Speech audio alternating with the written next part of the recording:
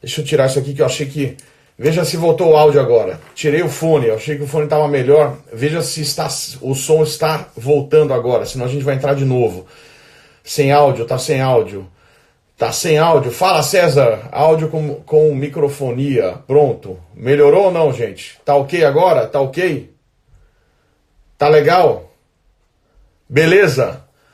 Como é que tá aí então, gente? Voltou. Agora tá tudo bem. Já vi o César, já vi a Marina, já vi todo mundo aí. A galera está entrando, tá com áudio legal agora. Então melhorou. Que bom, gente. Então, fico feliz. Eu achei que o uso desse microfonezinho aqui iria melhorar a nossa live, mas não. Mas vamos em frente. Aurélio, como é que você tá, meu amigo? Aurélio Lobão de Teresina, que alegria, meu amigo. Quanto tempo, hein? Saudades das palestras aí pela região. Então, tá tudo legal aqui. A galera tá entrando, tem 200 pessoas ao vivo aqui, então tá tudo beleza, o som tá funcionando, isso me deixa tranquilo. Fala a Emanuela, fala Manu de Salvador, que esteve presente aqui nos Estados Unidos no evento, no Insights que aconteceu. Que legal, Manu, ver você presente. Fala, galera, que legal. Então convide os amigos, agora eu vou achar o professor Álvaro, que já está na área. Tô vendo todo mundo aí, a galera de Caxias, a Cláudia, fala Cláudia Araújo, boa noite Nazaré, boa noite Cláudia Rodrigues. Dá um alô pro Ceará, alô Ceará na área, convida os amigos. Olha aí, ó, a Manu lá de Salvador, esteve aqui nos Estados Unidos no evento. O Álvaro, cadê o Álvaro? Vamos tentar achar o professor Álvaro agora. A galera de Mossoró, tá todo mundo presente, isso é muito legal. Olha o Álvaro aqui, ó, tá aqui, ó. Álvaro chegou, eu preciso chamar ele. Entra lá. O professor Álvaro tá onde? Em São Paulo, Álvaro? Aceita aí. Vamos lá. Boa noite. Tudo bem? Chegou! Que legal. Salve, Pedro! Tudo bom? Tá tudo tranquilo aí? Tudo jóia. Boa noite a todas, boa noite a todos. Tudo bem? Eu queria só... o áudio tá bom para você, o meu áudio, Álvaro? Perfeito, aqui tá perfeito. E aí, tá bom? Tá perfeito também. Então, a galera, se puder, eventualmente, se acontecer alguma coisa, porque não está no nosso controle, a galera sinaliza e a gente vai tocar. Álvaro, meu amigo, que legal. A gente está para marcar essa live já faz o quê? Faz um bom tempo, né? Uns meses. Uns meses. E finalmente conseguimos. Quando eu retornei aqui para os Estados Unidos para finalizar o projeto do pós-doc, eu falei, preciso retomar o meu contato com o professor Álvaro, mas a sua agenda estava para dali a 2 semanas, né? Então você também está corrido, né? Professor Álvaro, estou com o mini currículo dele aqui, é o mini, né, professor? Eu vou ler rapidamente: livre docente em filosofia do direito pela PUC, pós-doutorado na Faculdade de Direito, Universidade Clássica de Lisboa e Coimbra, doutor, mestre pela PUC, onde é também professor do graduação, mestrado, doutorado, professor concursado. Professor Álvaro, que honra, meu amigo. Seu currículo é algo impressionante, meu amigo. E por isso, o tema bastante interessante de tratarmos a liberdade religiosa, não só no aspecto do direito, como também no aspecto filosófico. Queria que você desse as boas-vindas, aí eu vou iniciar falando sobre o preâmbulo para que a gente possa discutir. O legal, gente, é que a gente não tem um roteiro, né, professor Álvaro? Eu gosto dessa ideia de não ter roteiro, porque aí a live vai se desenvolvendo de acordo com de acordo com os temas que forem surgindo aí. Então vamos lá, professor Álvaro, dá as boas-vindas e a gente então inicia para falar alguma coisa sobre o preâmbulo. Vamos lá. Bom, então, primeiro, boa noite a todas, boa noite a todos. Um prazer muito grande poder participar desse projeto do Lenza, a live do Lenza. Cumprimentar a todos que estão aqui. Eu quero cumprimentar na pessoa do Aurélio Lobão, de Teresina, nosso amigo comum, né, Pedro? Que está aqui. O pessoal do Brasil inteiro acompanhando. Grandes amigos aí que estão aí cumprimentando também, eu venho acompanhando. Cumprimentar a todos e dizer dessa alegria. O tema que nós escolhemos é exatamente esse ponto de contato que existe, não só do direito com a filosofia, do direito constitucional com a filosofia. Então, o nosso objetivo foi esse mesmo, né? De a gente conseguir aí, ao máximo, contemplar esses 2 temários para a gente poder conversar essa noite. Então, eu tenho certeza que vai ser muito bacana. E não roteirizar é importante, porque mais do que a gente chegar a conclusões, a gente precisa chegar a reflexões. Eu tenho certeza que a gente precisa chegar a reflexões conjuntas. Então, aqui não é fechar uma definição, ter um conceito fechado, mas é despertar a abertura reflexiva para as pessoas e, naturalmente, os encaminhamentos que podem existir para aquela pessoa que vai prestar um concurso, para aquela pessoa que vai se posicionar aí em alguma prova discursiva, claro. Que bom. Muito feliz aí com a introdução filosófica de se propor a reflexão, mas eu já vou partir para um aspecto central, dogmático, envolvendo a questão do preâmbulo. Professor Álvaro, vamos destacar a questão do preâmbulo e observar que em todo o constitucionalismo brasileiro nós tivemos uma tradição de se colocar a expressão Deus no preâmbulo. Há uma tradição no constitucionalismo, exceto nos textos de 1891 e 1937. Eu, talvez do ponto de vista histórico, consiga explicar a retirada de Deus no preâmbulo logo no momento da primeira Constituição republicana, logo no momento em que se tem a separação entre Estado e Igreja. De fato, eu nunca aprofundei do ponto de vista de se estudar as notas taquigráficas desse momento constituinte, mas eu estou propondo uma interpretação e uma reflexão no sentido de que este era o momento em que houve a separação entre Estado e Igreja. E portanto, a Constituição, a primeira republicana não tem a expressão Deus no preâmbulo. E o Estado Novo de 37, isso realmente poderia se discutir, né? A questão de se não ter Deus no preâmbulo. Mas em todas as outras, há a expressão Deus. E o texto de 88 se coloca ali a promulgação sob a proteção de Deus. E aí vem a ampla discussão. Será que essa expressão Deus no preâmbulo ela traz algum aspecto religioso para o Estado? E a gente sabe que, como disse, desde a proclamação da República, há total separação entre Estado e Igreja prevista na Constituição. E o artigo 19, inciso 1, consagra esta noção de ser o Estado brasileiro um Estado leigo, laico ou não confessional. Veja, a gente tem um âmbito de discussão da expressão Deus no âmbito do Supremo, envolvendo o Estado do Acre. A gente só vou trazer aqui esta questão para que a gente possa, então, verificar uma primeira decisão do Supremo. O pessoal está pedindo para bloquear os comentários. Acho que, deixa eu ver se isso aqui... não sei se funciona essa questão dos comentários, mas se o som ficar ruim aí, Álvaro, você me sinaliza, me manda um WhatsApp, que está aberto o meu WhatsApp também. Você tá me ouvindo aí? Estou, perfeitamente. Tá, então vamos lá.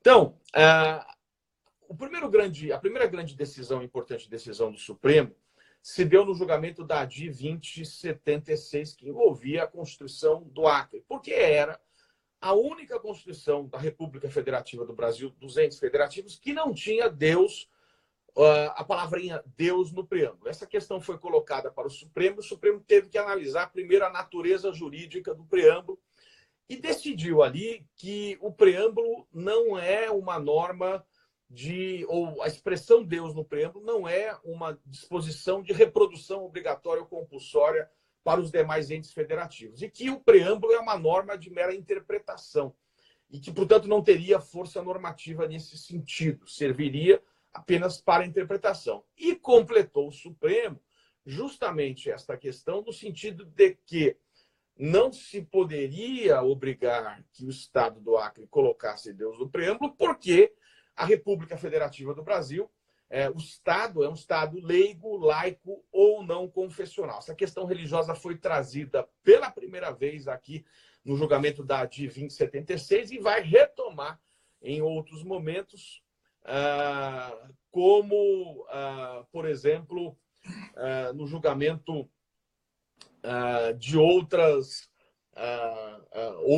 aspectos ou temas que tenham algum fundo religioso. Mas esse é o primeiro momento que o Supremo deixa claro esse entendimento. Então, primeiro ponto, o preâmbulo não é uma norma, a expressão Deus não é de reprodução obrigatória ou compulsória, a República Federativa do Brasil é um Estado leigo, laico ou não confessional, e se fez, nesse momento, a distinção entre laicidade e laicismo, que eu queria que você iniciasse aí uma análise, trazendo aí a sua visão sobre essa distinção, que, aliás, é o tema da live, laicidade versus laicismo, professor Alves.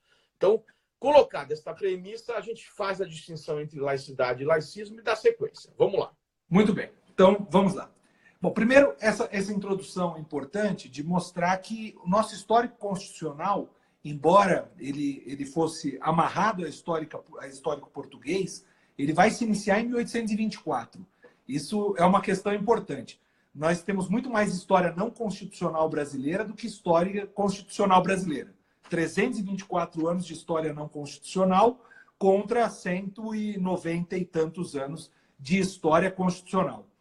Se nós formos ver, a Constituição que mais tempo vigiu no Brasil é a Constituição do Império, 67 anos.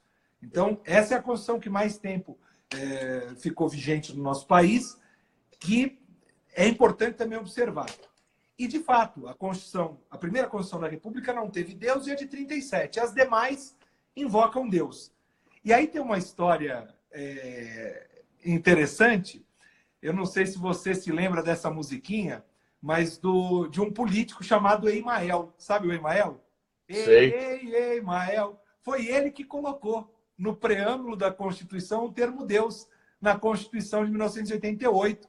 Ele era deputado federal constituinte, foi um dos mais votados, se não o mais votado, e ele, como democrata cristão, colocou o termo Deus no preâmbulo constitucional.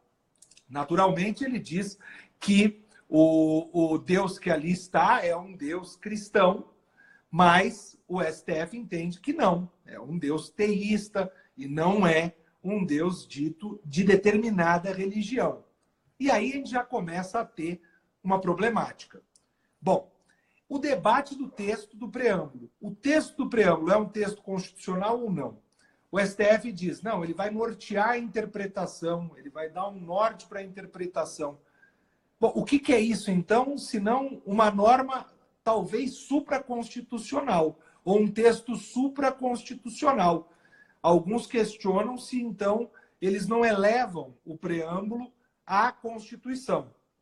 Não sei, eu penso que também é perigoso fazer essa afirmação. Mas o problema, se você for verificar, todo o conteúdo do preâmbulo ele se encontra tranquilamente agasalhado pela Constituição, exceto a palavra Deus, como ali está. E aí nós temos exatamente essa problemática, porque nós vivemos num Estado que é um Estado laico. O Estado ser laico, ele é diferente dele ser laicista. O Estado laicista é aquele Estado que persegue as religiões. Já o Estado laico é aquele que respeita as religiões. E essa é a grande problemática. Muitas pessoas elas não conseguem compreender o que significa um Estado laico. Dizem assim, mas o Estado é laico, como se o Estado fosse ateu. Isso não é a mesma coisa. O Estado ser ateu significa que ele não respeita as religiões, por não ter religião. O Estado ele não vai declarar nenhuma religião, mas ele vai respeitar todas as religiões. Portanto, ele não tem uma religião, mas ele tem todas as religiões. É um ser e não ser. É um ser e estar ao mesmo tempo. Portanto, ele tem aquela religião católica, protestante, umbandista, qualquer religião é a religião que o Estado precisa respeitar. E isso gera uma problemática. eu quando começo um curso de sociologia, eu faço uma pergunta para os meus alunos. Estamos começando um curso de sociologia. A pergunta é a seguinte: Deus existe? Aí todo mundo já, meu Deus, mas agora ele vem aqui perguntar se Deus existe. Eu estou perguntando sociologicamente, Deus existe? Deus existe. Para mais de 90% da população brasileira, Deus existe. Portanto, o Estado não pode fechar os olhos para mais de 90% da população brasileira, para mais de 90% da crença da população brasileira e fazer de conta que, então, não existe religião, não existe religiosidade e não legislar a partir disso. Então, respeitar a religião é algo importante e não perseguir as religiões. Então, o Estado não tem o papel de perseguir, mas sim de respeitar. E aí já desdobra uma outra questão, né, Pedro? Que isso daí é a discussão também, que, a meu juízo, ela fica inócua depois de uma outra problematização. Quando o aluno vai lá e fala assim: ah, então símbolos religiosos em repartições públicas. Eu tenho uma proposta intermediária para isso. Tem que ter símbolo religioso numa repartição pública, sim ou não? O Brasil, ele se declara majoritariamente católico. Existe uma pesquisa que aponta que em 2032 o Brasil não será de maioria católica, será de maioria protestante. Então, assim, qual a religião do Brasil e tudo mais? Tem que ter símbolo religioso ou não? Aí começa essa celeuma. Eu problematizo por outro lado. Eu digo, olha, quer tirar o símbolo religioso? Vamos começar pelos feriados. Vamos acabar com os feriados religiosos. Aí o radicalismo é grande. Os alunos já falam, não, peraí, professor. Aí também já é pegar pesado demais. Vamos respeitar os feriados. Feriado é uma coisa importante. Aí também já é pegar pesado. A rigor, o feriado nada mais é do que o quê?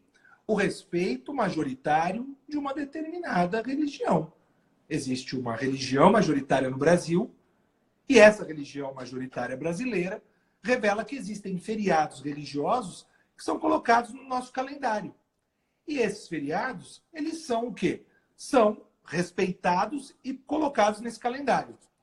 Ah, mas isso significa, portanto, que eu deva respeitar os feriados de outras religiões? Aí vai entrar a uma questão que está posta na própria Constituição, né, Pedro? Eu te devolvo até para você mesmo falar, que é a questão da escusa de consciência. O sujeito, ele não tem a obrigação de ter que fazer determinada coisa.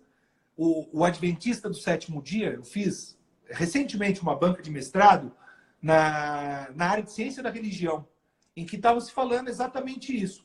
Era uma aluna formada em Direito, que mestrava em ciência da religião e falava do feriado não, do adventista do sétimo dia, que tem que guardar um dia da semana, e as pessoas precisam compreender isso. Então, como encarar essa situação? Então, você tem um Estado que é laico, portanto, respeita as religiões, mas ele não é laicista. Ele não persegue as religiões. Você tem um Estado que, por respeitar as religiões, vai respeitar majoritariamente aquela religião que a maioria da população se revela como tal. E sem prejuízo de observar o que as outras religiões também pregam. Isso é a riqueza que existe da religião. Não tenho a menor dúvida, né? Professor Álvaro, realmente existem diversos desdobramentos do aspecto religioso, e eu até, para aqueles que acompanham pelo livro, eu faço algumas análises importantes e que você já iniciou trazendo a questão do feriado religioso.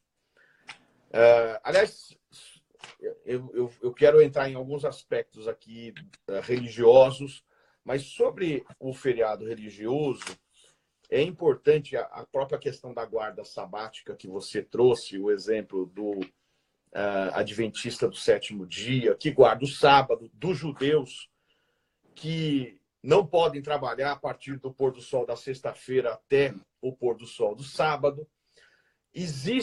Havia uma discussão no Supremo, no julgamento da ADI 3714, que discutia justamente esta necessidade de se respeitar a guarda sabática. E esta ação foi julgada em fevereiro de 2019, a de 3714. O ministro relator negou seguimento em razão do advento da Lei 13.796 de 2019. É uma lei interessante, 13.796 de 2019, que alterou a Lei de Diretrizes e Bases da Educação Nacional, trazendo ou fixando, em virtude da escusa de consciência, que você bem colocou, algumas situações alternativas. Então, sem dúvida, um ponto importante para se discutir. Mas ali no livro eu trabalho a questão não só dos feriados religiosos, como a questão do ensino religioso nas escolas públicas, casamento perante a autoridade religiosa, transfusão de sangue nas testemunhas de Jeová, que eu quero falar sobre hoje, porque o tema girou toda a nossa preparação dessa live. Aqui nós vamos falar curandeirismo, a questão que você colocou bem dos crucifixos nas repartições públicas, imunidade religiosa, expressão Deus seja louvado na própria cédula de dinheiro. Do dinheiro. Mas muito bem, antes de entrar nesse ponto, e talvez, me desculpem, a questão das testemunhas de Jeová seja o tema atual em razão da DPF, que foi ajuizada agora na semana passada, eu gostaria de fazer uma provocação, dar uma opinião e ver como é o seu entendimento. Então, me parece já que você está sinalizando que há um sentido próprio de se colocar Deus no preâmbulo, que não há ali uma previsão simplesmente vaga, mas que isso traduz alguma coisa. Então, eu vou fazer uma pergunta, vou dar o meu entendimento e você vai responder em seguida sobre o aspecto filosófico. Então, a pergunta é a seguinte: será que eu posso dizer que a República Federativa do Brasil, que não tem uma religião oficial desde a proclamação da República, é um Estado ateu? Ou o Brasil, o Estado brasileiro, acredita na existência de Deus? Eu me lembro o voto do ministro Marco Aurélio no julgamento da ADPF 54, que discutiu a questão da anencefalia. E o ministro Marco Aurélio, no momento do julgamento, ele, naquele silêncio, no modo dele falar, ele fala: a República Federativa do Brasil não é um Estado ateu. Daquele jeito que ele para, ele olha para um lado, olha para o outro, silêncio na corte, ninguém fala nada. Então ele deixa claro que o Brasil não é ateu, que o Brasil crê na existência de um Deus. E isto não significa que ele passa a assumir uma religião, até porque isso está proibido pela Constituição. E aí, Álvaro, me permita aqui trazer uma passagem, né, que o ministro Marco Aurélio coloca. Ele diz assim: o Estado não é religioso, tampouco é ateu. O Estado é simplesmente neutro. Essa é a questão que ele coloca. E aí há uma passagem também da doutrina, né, que deixa claro que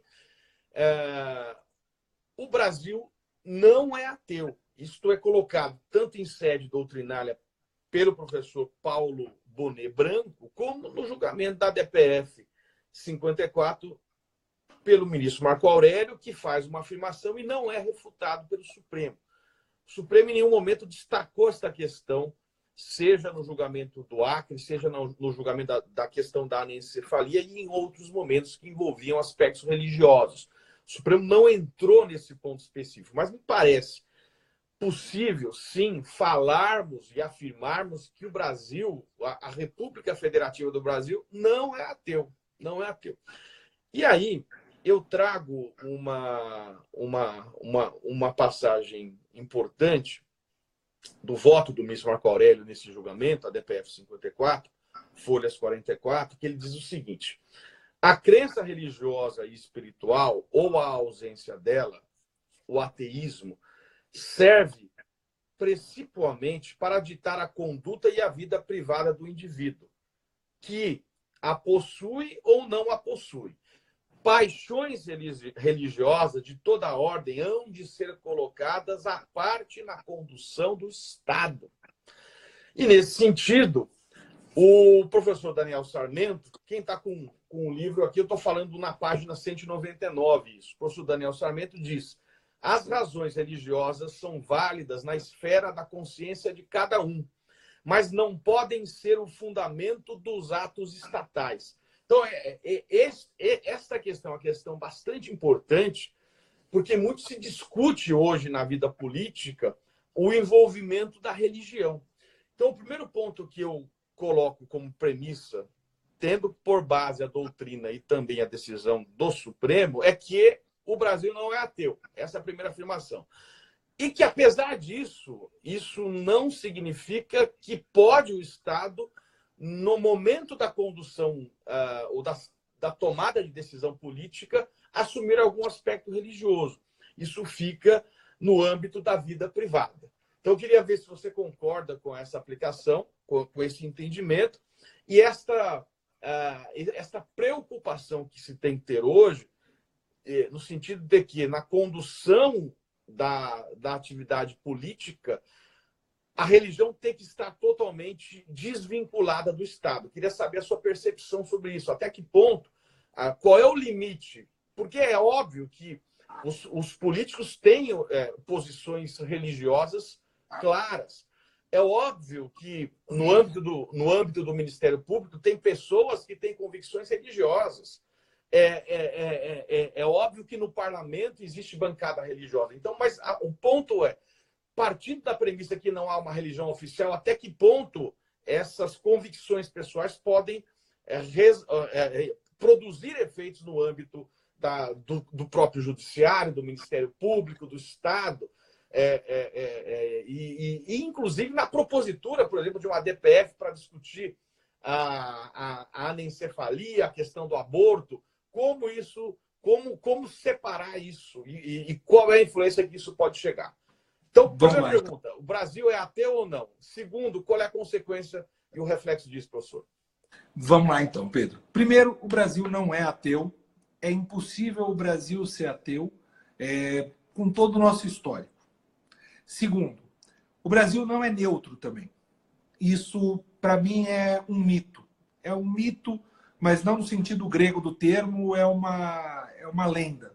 É uma lenda o Brasil ser neutro, porque a neutralidade é impossível. Hoje, uma pessoa que se declara neutra, ela toma uma posição. A pessoa que se diz neutra, ela já toma suas posições. Ela vai ser a pessoa governada pelo senso comum.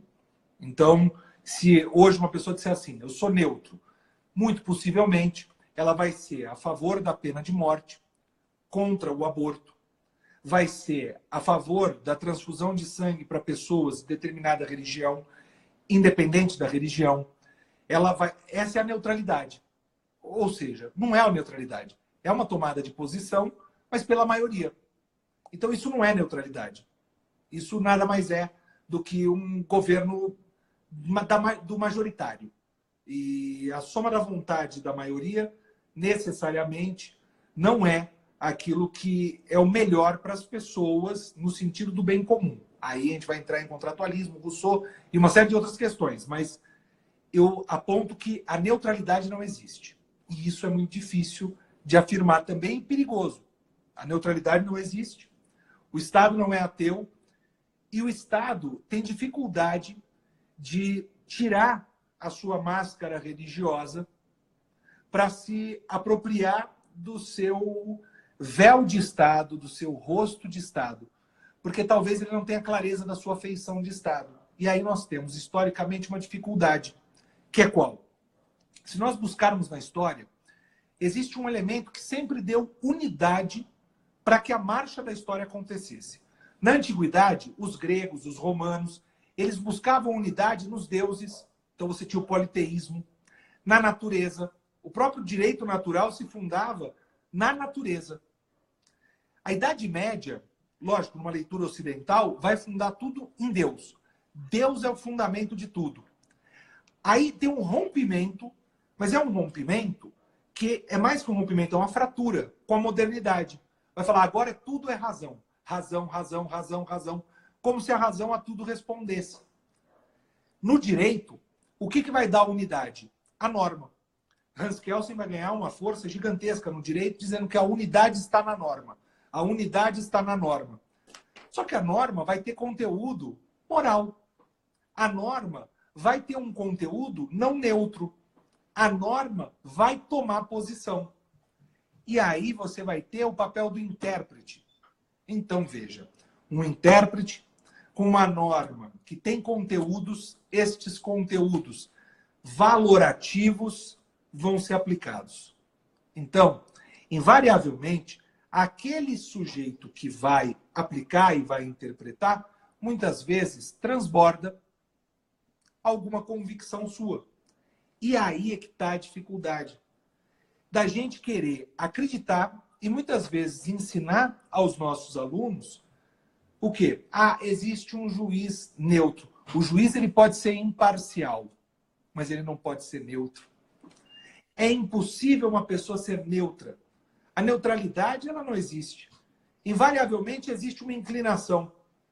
Eu tenho certeza, poxa Pedro, nós aqui há anos ensinamos alunos que se preparam para concurso da magistratura. Quantos e quantos alunos nossos não são juízes? E esses alunos que são juízes, muitos deles podem estar assistindo aí a sua live. Poxa, quando ele vai julgar algo, alguma situação, ele já tem uma inclinação. Isso faz dele neutro? Não. Faz dele injusto? Também não. Traz uma inclinação. Mas agora também faz dele uma pessoa religiosa, necessariamente? Não, também. Então, eu posso afirmar, o Estado não é ateu, o Estado também não é neutro, mas o Estado precisa se despir da sua religiosidade. E aí tem uma dificuldade, que eu penso que a imagem mais clara é exatamente a dos nossos avós. Eu falo, pelo menos para nós aqui, que temos aí 40 e poucos anos, pessoal que pode nos acompanhar na live, que tem 30 e poucos anos, pessoal que tem 20 e poucos, aí pode ser o avô mesmo, tal. Mas os nossos avós, eles foram educados na Constituição de 46, de 30 e poucos, de 37, 34. Eles foram repristinados pela Constituição de 88. Os nossos avós, eles não receberam um chip que foi implementado na cabeça deles e falou assim, agora adeque-se à Constituição. Não tem como você adaptar imediatamente aquela pessoa àquela situação. Então, não dá para você dizer, Estado, seja laico. Estado, dispa-se da sua condição religiosa. Porque o Estado se apresentou e se apresentava e continua se apresentando muitas vezes religioso. Se você for pegar o debate eleitoral, e eu não quero aqui pegar o recente debate eleitoral, eu quero pegar os recentes debates eleitorais, para aqui também não politizar, mas veja, sempre que tem o debate eleitoral, vem uma pergunta. Candidato, você é a favor ou contra a pena de morte? E aí a religiosidade entra. Candidato, você é a favor ou contra o aborto? Tema que vai cair na religiosidade. Candidato, você é a favor ou contra a união de pessoas, de gênero, etc. Pronto. Ali já é um aceno para que a pessoa traga alguma valoração moral. E, sendo franco, não me importa qual é a posição do candidato. Tá bem? Aqui, como eu disse, são reflexões conjuntas para que aquela pessoa que acompanha a live possa perceber, poxa, existe uma matriz que acompanha, então, a própria política, o próprio direito. Então, esse tema, quando debatido, qual é a matriz do debate? O próprio ministro. O Celso de Mello, eu não sei se foi o Celso de Mello ou o Aires Brito, eu acho que foi o Celso de Mello. Na questão do anencéfalo, ele falou, ele fez um voto impecável e no fim ele disse, olha, por conta da minha convicção religiosa, eu não posso votar de outra maneira que não seja tal. E ali ele transbordou a condição religiosa dele para votar. Eu não sei se você também acompanhou, mas eu acho que isso foi público, por isso que eu estou dizendo, até difícil dizer que... Mas a questão envolvendo a anencefalia, havia do então Procurador-Geral da República uma tomada de posição religiosa pública, notória e conhecida, que estimulou a propositura da ação para se discutir aquela questão. Ou então, isso era... Todos comentavam e falavam, isso era público, nos bastidores da questão religiosa, havia uma posição, uma posição religiosa pessoal e muito íntima, né, que, claro que não está nas linhas do argumento jurídico, mas está por trás do ser humano. Então, isso é um ponto bastante importante e isso a gente está falando do judiciário e o limite que isso vai poder chegar nas normas, no âmbito do Poder Legislativo e também no âmbito do Poder Executivo, né? Até que ponto o governante ele pode tomar decisões, né, que, muito embora reflitam talvez o sentimento da maioria, como você bem colocou, mas que, por outro lado, podem, de uma maneira ou de outra, ir contra o entendimento de minorias. E esse é um ponto, talvez, que eu estou já tentando introduzir, porque o nosso tempo de 1 hora está voando aqui, professor. Claro. E eu estou tentando, peço desculpas por cortá-lo, mas talvez já lançar um debate importante desta questão envolvendo a transfusão de sangue nas testemunhas de Jeová, que são, do ponto de vista numérico, uma minoria religiosa, se comparado com as outras religiões. Isso está não só reconhecido do ponto de vista pragmático, como também do censo que o IBGE realizou, acho que o último é de 2010, salvo engano, que foi publicado. Mas a questão que se coloca e a gente lançou isso porque há uma DPF ajuizada, o número dela, você está com ele fácil 618, aí? Né? Acho que é 618. Ajuizada na semana passada, que discute justamente esta possibilidade de se prevalecer a autonomia da vontade privada. E o que é interessante, eu postei um resuminho agora lá no meu Telegram, na página do Telegram, das manifestações das pessoas que comentaram na nossa postagem do Instagram. Então, primeiro ponto, né? Eu tenho aqui um levantamento, né, do entendimento que está, inclusive, no site público das Testemunhas de Jeová, no sentido de que, tendo por base a Bíblia, as Testemunhas de Jeová não aceitam a transfusão de sangue, mesmo em situações de risco de vida. Essa recusa não configura demonstração de desejo suicida. Esse é um dado importante na argumentação dele, já que as testemunhas não refutam o tratamento médico alternativo ou cura pela fé. Em seu site oficial, explica, isso é mais uma questão religiosa do que médica. Tanto o Velho como o Novo Testamento claramente nos ordenam a nos abster de sangue. Além disso, para Deus, o sangue representa a vida. Então, nós evitamos tomar sangue por qualquer via, não só em obediência a Deus, mas também por respeito a Ele como dador da vida. E aí, antes da gente dar sequência, em um dos comentários dos nossos seguidores na postagem do Instagram, a pessoa diz o seguinte, né? A Anelise, olha que interessante. Professor, uma vez, a Anelise, que comentou no meu Instagram, conversei com uma amiga que é testemunha de Jeová, exatamente sobre isso. Ela me disse que as pessoas que recebem sangue em transfusões são excluídas da comunidade, tidas como impuras e até pela família. Que a vida deles se torna um inferno, visto que a testemunha de Jeová, em regra, só se relaciona com a testemunha de Jeová. Estou lendo o que a Annelise falou. A Annelise postou lá no nosso Instagram. Disse ainda que quando você resolve sair da religião, também não pode cumprimentar ninguém. E os membros das testemunhas de Jeová não podem te dizer oi, nada. Sem qualquer tipo de relação, seja de amizade, familiar ou até amorosa. Ela disse que uma transfusão para eles é condenar a pessoa à morte em vida. E depois dessa conversa, eu sempre penso nisso. Você salva a pessoa, mas tira dela a vida, a dignidade humana, enfim. Esse é o comentário, fecha aspas, da Annelise. O que eu queria que você colocasse nesse contexto é uma passagem que você me relatou, antes da gente conversando rapidamente, o professor Alvo me relatou uma passagem que aconteceu com você e com um amigo seu, que foi muito forte para mim. E aí a gente complementa, porque a gente tem praticamente 15 minutos para falar sobre o assunto e fechar. Conta para mim, professor Alvo, para os nossos seguidores aí. Então, olha só, um amigo meu, formado na minha turma, na faculdade, juiz de direito, eu me formei em 2004, me graduei em direito em 2004, exatamente no ano da emenda constitucional 45, que reformou o judiciário. Então, os editais, eles saíam sem exigir os 3 anos para ingresso no concurso da magistratura. Esse colega, muito estudioso, passou de primeira, virou juiz.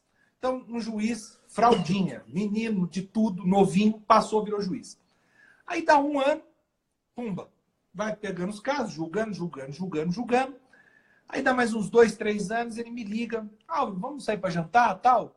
Ainda bem para jantar, é para tomar uma cerveja mesmo. Vamos tomar uma cerveja? Eu falei, bora, vamos tomar. Já achei estranho. Tomar uma cerveja? Vamos tomar uma cerveja. Aí a gente foi lá tomar uma cerveja, né? Uma cerveja, tal, estamos sentados. E aí, como é que tá a coisa? Tá bem, tal, não sei o que. E lá no fórum, como é que tá? Cara, tô no meu gabinete, encostado ali, conversando com o pessoal ali e tal. Aí ele falou que tem a sala dele, a antessala, e na antessala ficam ali os servidores, e na porta vem uma pessoa. Boa tarde, o senhor é o doutor tal? Falou o nome dele, do juiz. Aí ele olhou. Pois não, por quê? Não, porque eu queria conhecer a pessoa que me condenou à morte nesse corpo. Aí ele falou, como? Para o senhor eu sou um nome, um número, eu sou qualquer coisa. Mas eu precisava conhecer o senhor. Veio um papel aí pedindo para o senhor para enfiar sangue no meu corpo e eu havia dito que eu não queria. Minha religião não permite. Mas o senhor, que é estudado, o senhor que conhece das leis, disse que tinha que colocar. Aí o que aconteceu? Eu voltei para minha casa achando que eu tinha casa, mas eu não tinha. Eu voltei para minha família achando que eu ia ter família, mas eu não tenho. Eu fui procurar meus filhos, mas eu não tenho mais filho. Eu não tenho esposa, eu não tenho igreja, eu não tenho casa, eu não tenho mais ninguém. E agora, eu descobri que eu não tenho mais vida, mas eu tenho isso que vocês chamam de funções vitais, e eu não posso tirar isso, porque ainda me resta uma esperança de conseguir alcançar o reino do céu. E por isso eu não posso tirar essa função que vocês chamam de vital. Cara, que... Virou e foi embora. E aí meu amigo teve que dormir com essa manga, né? E aí ele foi naquele dia. E aí eu parei, ouvi, né, aquele silêncio. Poxa, que coisa. E aí? Do tipo, por que você me chamou para tomar uma cerveja, né? Álvaro, você estuda essas coisas de filosofia, tal. Fala alguma coisa para mim. Aí você tomou... Meu amigo. Eu vou falar para ele, né? Que loucura. Que loucura. Eu faria o mesmo que você. É. E ali, eu tive muito claro, e aí teve um comentário também, no meu post e no seu post, que, assim, como médico, eu não tenho dúvida, como médico, eu não pensaria 2 vezes. Eu botava sangue para dentro. Como médico, como jurista, eu acho que eu também botaria sangue para dentro. Por quê? Porque eu vou pensar naquele conceito que eu fui educado com relação de vida. Agora, como filósofo, como alguém que vai pensar a relação de vida, eu preciso pensar o que é vida para essa pessoa. E aí, quando a gente vai pensar no conceito de vida, a gente primeiro tem que pensar se vida é um direito ou um dever. pensar se vida vem com o conceito de dignidade ou não. Atualmente tem um teórico italiano chamado Giorgio Agamben. O Giorgio Agamben ele vai bipartir a vida em bios e zoé. Zoé é o conceito vida, rim, fígado, pulmão.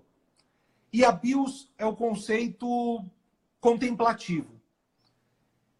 O Michel Foucault vai falar da biopolítica. Então é a política que faz viver. O Giorgio Agamben, a partir de uma série de teóricos, vai falar da thanatos política, que consiste no Estado fazer mais do que viver, mas fazer morrer. Porque tanatologia, thanatos, está ligado à morte. Então o Estado, será que o Estado tem o papel de fazer viver e fazer morrer? Será que a vida também vira um dever? Eu tenho o dever de viver nos moldes que o Estado vai dizer do que é zoé, rim, fígado, pulmão, e o meu bios, e o meu ser humano contemplativo, e aquilo que eu acredito que é vida, e aquilo que eu acredito que é condição humana. Quando eu defino o que é condição humana, a coisa muda.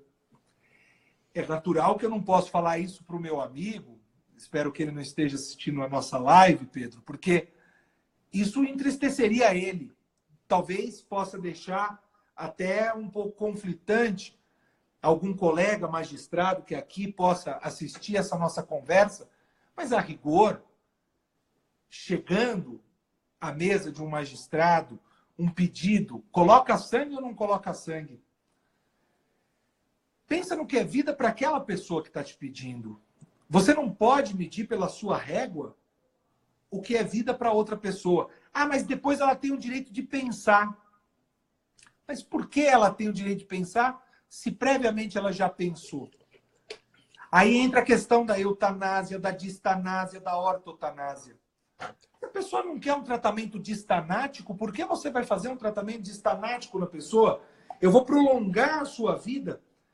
Eu já tive o prazer de participar de um ciclo de debates que se chama Aprender a Viver, Aprender a Morrer. Junto com médicos especialistas do Hospital das Clínicas, da Universidade de São Paulo. E lá, a gente debatia exatamente isso, Pedro. As pessoas elas precisam aprender que não é só preciso saber viver, mas é preciso saber morrer. E saber morrer é uma dificuldade muito grande. Porque morrer é apenas um ato da nossa vida. E viver é um ato contínuo de todos os dias da nossa vida. Definir que nós iremos morrer um dia das nossas vidas é apenas um ato. Mas esse ato pode também caber e estar nas nossas mãos. O Estado dizer que vai definir se eu vou morrer ou se eu não vou morrer, significa que ele não está interferindo mais na minha vida. Ele está interferindo na minha morte. E por isso, o Estado vai começar a fazer uma thanatos política. Muito interessante, professor. Gostei. A professora Carla Carvalho, professora da Federal de Minas Gerais, está nos assistindo, é professora colega lá no Saraiva Prova, e ela tem uma atuação muito importante aí na área do biodireito, até o doutorado dela é nessa área. E ela fez um comentário também no nosso Instagram, que eu vou ler. Claro. E foi uma pergunta. Se uma pessoa com diagnóstico oncológico não avançado se recusa a fazer os tratamentos propostos porque entende que é a vontade de Deus ou porque não está disposto a sofrer os desconfortos, devemos também intervir? Então, é essa questão. Não nos parece que, se existe uma única alternativa do ponto de vista médico, que seria, por exemplo, um tratamento de câncer, se a pessoa resolver que não quer seguir aquele tratamento, será então que o Estado ele vai obrigar você a fazer a quimioterapia? Né? Essa é a questão que se coloca. E vai muito na linha que você colocou. E eu fiquei muito encantado com o aspecto filosófico. Eu quero rever isso. É uma questão muito importante. Né? Será então que o Estado vai definir que eu devo continuar vivendo sob o aspecto que eu não considero digno, por conta de uma interferência estatal nesse sentido. Então, existem já diversas situações em que o Estado ele não interfere e não há tanta problemática como essa questão de outras doenças, mas o aspecto da transfusão do sangue é muito pontual e muito específico. Mas eu queria colocar, porque o nosso tempo está voando, isso aqui daria muita discussão, professor Alvo. A DPF ela é muito focada na questão daquele que consegue demonstrar um consentimento genuíno da sua vontade de não fazer a transfusão de sangue. E este é o parecer do professor Barroso, que eu até postei lá, para quem tiver interesse, lá no meu Telegram, um posicionamento bastante interessante que ele deixa claro o que ele chama de consentimento genuíno. Existem outros 3 pareceres a favor das testemunhas de Celso Basto, Álvaro Vilaça e o professor Nelson Nery, lá da PUC, que admitem que a vontade dos pais também possa refletir sobre os menores, sobre os filhos. Então, nosso tempo voando, a DPF foca apenas, e esta foi a minha pergunta da enquete do Instagram, naquele que tem a consciência e consegue demonstrar, na expressão do professor Barroso, o consentimento genuíno. Então, a questão é, será que esta manifesta vontade explícita daquele que não admite a transfusão de sangue, ela também vai se refletir na vontade do pai sobre o filho, ou a gente vai ter que fazer a distinção entre maiores que conseguem expor o seu consentimento ou não, e menores que aí o Estado teria o dever de preservar a vida até que ele possa expor o seu consentimento genuíno. Me diz aí, porque nosso tempo está voando, talvez não temos menos de 5 minutos para falar sobre isso, para encerrar. Vamos lá. Para que eu possa manter uma coerência no campo filosófico, mas aí não no campo jurídico, porque no campo jurídico, francamente, merece uma atenção, mas qual a dor de um pai decidir a morte de seu filho? Eu sou pai. Aquele que nos acompanha aqui, Pedro, você é pai, certo? Você é pai, Pedro? 3 filhos. Pois é. Qual a dor de um pai decidir a morte de seu filho? Então, assim, eu não tenho a menor dúvida, eu já dentro da minha família vi uma pessoa muito próxima, minha irmã, perder um filho de 5 meses. Então, assim, eu já enterrei uma criança de 5 meses, recém-nascida. Não foi por decisão essa morte. Foi uma morte. Gera naturalmente um trauma. Um pai, uma mãe, que decide por um tratamento ou pela suspensão de um tratamento para o seu filho, que pode culminar na morte dele, não me parece que é um desarrazoado. É uma crença. A pessoa tem essa crença. E ela, dentro da minha coerência, daquilo que eu sustentei anteriormente. Por que, então, os pais não podem decidir isso? Isso não significa que os pais estão decidindo pela morte do filho, mas que o tratamento que ofertam para o filho já seria a morte dele. Percebe? Então, a sua posição é no sentido de que a vontade do pai deveria prevalecer. No campo filosófico, dentro dessa perspectiva da Thanatos político, o Estado não pode interferir. A vontade dos pais deve ser respeitada. Agora, no campo jurídico, o Estado deve dar proteção integral ao menor. Então, aqui, a meu juízo, no fim da teoria geral do direito do Norberto Bobbio, agora eu saio da filosofia para entrar na teoria do direito. A gente tem o caso de antinomia real, em que nós temos a primazia do Estado e aí a gente pode colocar o quê? A vontade dos pais. não sei quais princípios que a gente poderia colocar em conflito, mas existirá uma antinomia verdadeira. O direito à vida da criança. Vamos colocar junto isso. A gente tem aqui um caso de antinomia real do direito. Como dissolver isso? Como diz o próprio Bob, é indissolúvel. Eu no livro, eu enfrentei isso. Eu evoluí o meu entendimento no sentido de que aquele que tem um consentimento genuíno e demonstrado deve ser respeitado, no sentido de que nessa colisão entre o direito à vida e a autonomia da vontade privada deveria prevalecer por todas as consequências que a gente falou, mas na questão do menor eu ainda não consegui evoluir. Eu não consegui evoluir, deixo aberto isso no livro, eu digo, ó, eu não consigo ainda evoluir, peço licença e escusa as testemunhas de Jeová que me assistem aqui, mas na questão do menor eu ainda não estou preparado para dizer que a vontade dos pais possa prevalecer. Por mais que eu sei as consequências que isso vai gerar para aquele núcleo familiar e a própria comunidade ali. Esse é um ponto que eu não tenho ainda convencimento. E sabe por quê? Quando eu falo, eu coloco, poxa, eu sou pai, você é pai, nós temos filhos. A gente não consegue imaginar essa decisão para os nossos filhos, a gente consegue imaginar uma decisão dessa para os nossos filhos e a gente tem dificuldade de pensar que o Estado possa decidir dessa maneira. Então, assim, isso mostra que é impossível a neutralidade. E assim, isso mostra o como é rico esse nosso debate e o como é importante esse nosso debate. E Alvo, mesmo sabendo a riqueza tamanha que, sob o aspecto dos pais testemunhas de Jeová, a transfusão de sangue no filho é a morte do filho. Sim. E olha só, essa nossa live mostra uma condição humana nossa, Pedro.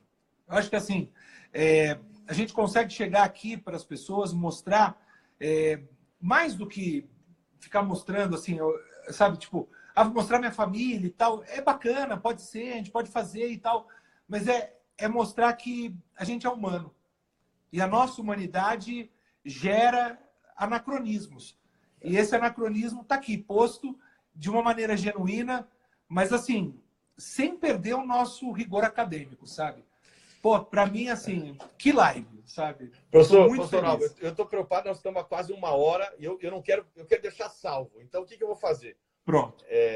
Eu vou pedir licença para remover você daqui e vou encerrar com o pessoal para tentar deixar salvo. Agradecendo profundamente essa oportunidade de ter você aqui no projeto e que fantástico aí a sua contribuição sobre o aspecto filosófico e, acima de tudo, humano que você traz para o evento aqui. Pedrão, muitíssimo obrigado. Pedir para o pessoal que quiser me seguir no @alvaroética. É isso. Um beijo. Vamos lá, me remova. Amigo, já vamos falar no WhatsApp. Obrigado. Vou te tirar, peço licença, então vamos lá que eu estou com medo de cair a nossa live. Voltando aqui para os meus amigos do Brasil, eu queria então aqui só voltar aos comentários. Cadê aqui? Vamos lá então. Então, voltei os comentários aqui, meus amigos do Brasil. Queria agradecer a presença de todos vocês aí que estavam presentes. Aqui a Cibele, demais, o Lelinho, toda essa turma, o Carlos Melo, que disse que adorou a live, a Cíntia Silva, a Carla Carvalho. Carla, eu quero ouvir você, precisamos abrir uma live para falar sobre o seu aspecto da bioética. Sei que o seu doutorado é nessa linha. Queria agradecer profundamente, Barreto está presente, a galera toda, a Verônica. Então, isso foi fantástico.